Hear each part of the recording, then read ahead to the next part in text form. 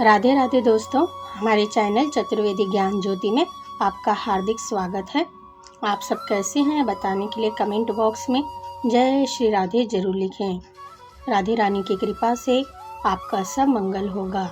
दोस्तों, हिंदू धर्म में बैसाख मास के शुक्ल पक्ष की तृतीया तिथि का विशेष महत्व बताया गया है। इस दिन अक्षय तृतीया का त्योहार मनाया जाता है। इसे अक्खा तीज भी कहते हैं। अक्षय तृतीया के दिन किए गए शुभ कार्य दान पुण्य का अक्षय पुण्य प्राप्त होता है। दोस्तों, अक्षय का अर्थ है जिसका कभी क्षय ना हो, अर्थात कभी खत्म ना हो। यह पावन तिथि भगवान विष्णु और भगवान शिव को समर्पित है। अक्षय तृतीया के दिन भगवान विष्णु के 6वें अवतार भगवान परशुराम का जन्म हुआ था, इसलिए इस दिन परशुराम जयंती भी मनाई जाती है। पौराणिक मान्यता के अनुसार इसी दिन राजा भगीरथ अक्षय तृतीया के पावन दिन ही गंगा जी को धरती पर लाए थे। हमारे हिंदू धर्म में गंगा नदी का विशेष महत्व है। सच्चे दिल से पश्चाताप होने के बाद गंगा नदी में स्नान करने से मनुष्य के सभी पाप नष्ट हो जाते हैं। अक्षय तृतीया के दिन ही धन धान्य की देवी अन्नपूर्णा का जन्म हुआ था। देवी अन्नपूर्णा पार्वती जी का एक रूप है। समृद्धि की देवी के रूप में पूजे जाने वाली यह देवी सभी प्राणियों का पेट भरती हैं।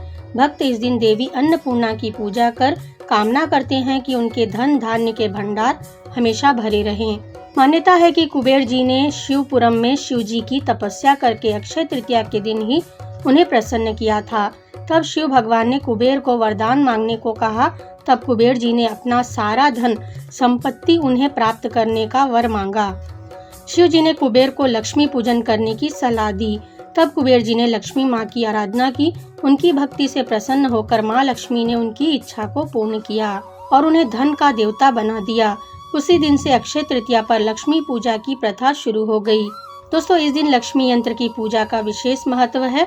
अक्षय तृतीया पर महाभारत काल में दुर्योधन के आदेश पर जब दुशासन ने द्रौपदी का चीरहरण किया तो तब द्रौपदी की लाज बचाने के लिए भगवान श्री कृष्ण ने उसे कभी ना खत्म होने वाली साड़ी का दान दिया था और द्रौपदी की लाज बचाई। द्रुत क्रिया के बाद जब पांडवों को 12 वर्ष का अज्ञातवास हुआ तब उन्हें बहुत से कष्टों का सामना करना पड़ा था और एक समय ऐसा भी आया कि उनके पास खाने को अन्न नहीं था।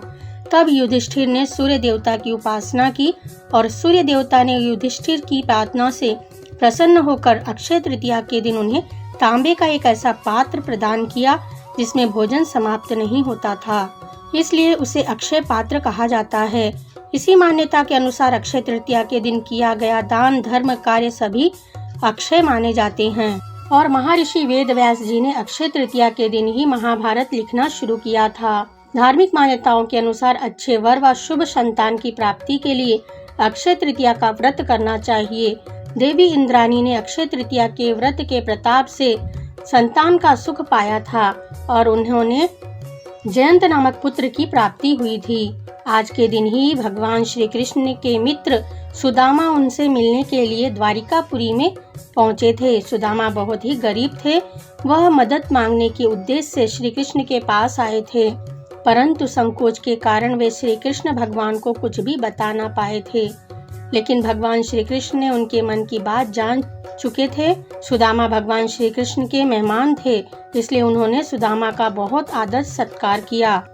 सुदामा इस प्रकार सम्मान पाकर बहुत प्रसन्न हुए और उन्होंने 4 चावल के दाने श्री कृष्ण भगवान को भेंट में दिए और भगवान श्री कृष्ण ने सुदामा के दिए हुए वे 4 चावल के दानों को ग्रहण किया। इसके बाद सुदामा बिना कुछ कहे वहां से चले गए। लेकिन सुदामा जब अपने घर पहुंचे तो वह बहुत परेशान हुए, क्योंकि वहां उनकी झोपड़ी नहीं बची थी, बल्कि वहां एक दिव्य महल था। उनकी पत्नी और बच्चे नए वस्त्र में थे। तब उनकी पत्नी ने बताया कि यह सब भगवान श्री कृष्ण के आशीर्वाद से मिला है। यही कारण है कि अक्षय तृतीया धन लाभ से जुड़ी हुई है। दोस्तों, आइए अब शुरू करते हैं अक्षय तृतीया की प्राचीन व अति प्रचलित कथा। प्राचीन काल में शकाल नामक नगरी में धर्मदास नाम का एक वैश्य निवास करता था। वह सरल स्वभाव वाला धार्मिक मनुष्य था। उसकी सभी देवी देवताओं और ब्राह्मणों के प्रति अपार श्रद्धा थी। वह सभी देवी देवताओं का पूजन करता था और अपनी शक्ति के अनुसार गरीब और ब्राह्मणों को दान देता था।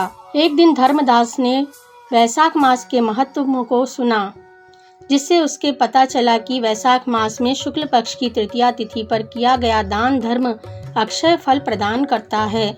इसके बाद उसने वैशाख मास आने पर गंगा जी में स्नान करके विधि पूर्वक सभी देवी देवताओं की पूजा की और अपनी शक्ति के अनुसार वस्त्र, स्वर्ण तथा दिव्य वस्तुओं को ब्राह्मणों और जरूरतमंद को दान दिया।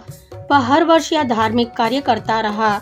इसके बाद वह हर अक्षय तृतीया के दिन सुबह गंगा स्नान करके गेहूं, नमक, चीनी, गुड़, नारियल, लड्डू, दही, घी, चना, पानी से भरा मिट्टी का घड़ा आदि दान करना शुरू कर दिया और श्रद्धा भाव से पूजा पाठ करता रहा।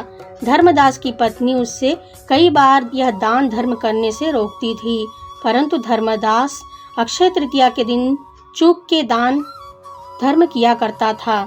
इसी तरह समय बीतने लगा और कुछ सालों बाद धर्मदास की मृत्यु हो गई। मृत्यु के बाद धर्मदास का अगला जन्म कुशावती नगरी के राजा के रूप में हुआ। पूर्व जन्म में किए हुए दान धर्म और अखंड अक्षय पुण्य के फल स्वरूप उन्हें अगले जन्म में राजयोग प्राप्त हुआ। वह राजा इतनी धनी व प्रतापी था कि त्रिदेव भी उसके दरबार में अक्षय तृतीया के दिन ब्राह्मण का वेश धारण करके उसके महायज्ञ में शामिल होते थे। उसकी श्रद्धा भक्ति का उससे कभी घमंड नहीं हुआ। वह कभी धर्म मार्ग से विचलित नहीं हुआ। इस प्रकार से अक्षय तृतीया की प्राचीन और पौराणिक कथा पूर्ण होती है। दोस्तों, अक्षय तृतीया का शुभ कर्म करने से उन पुण्य कर्मों का फल कभी क्षय नहीं होता। अक्षय तृतीया के दिन ब्रह्म मुहूर्त में उठकर घर की साफ सफाई करें, नित्य कर्मों से निवृत्त होकर शुद्ध जल से स्नान करें। इसके बाद अपने घर में पूजा घर में माँ लक्ष्मी और भगवान विष्णु जी की मूर्ति या फोटो स्थापित करें और अक्षय तृतीया व्रत का संकल्प लें। भगवान विष्णु को पंचामृत से स्नान कराएं और षोडश उपचार विधि से भगवान विष्णु का पूजन करें और सुगंधित पुष्पों की माला अर्पित करें और प्रसाद के रूप में गेहूं के सत्तू, ककड़ी, चने की दाल अपनी शक्ति सामर्थ्य अनुसार अर्पित करें और मौसमी फल अर्पित करें और मन ही मन भगवान विष्णु के नाम का जाप करें। पूजा के बाद भक्ति भाव से तुलसी दल चढ़ाकर भगवान की आरती करें और पूरे दिन उपवास रखें। इस दिन भगवान भोलेनाथ की पूजा भी जरूर करें। इस प्रकार से विधि विधान से अक्षय तृतीया के दिन पूजा करने से अक्षय फल की प्राप्ति होती है। दोस्तों, आपको वीडियो कैसा लगा कमेंट में लिखकर बताएं। वीडियो अच्छा लगा हो तो इसे लाइक और शेयर करें। हमसे जुड़े रहने के लिए हमारे चैनल को सब्सक्राइब करके रखें। वीडियो देखने के लिए आप सभी का धन्यवाद।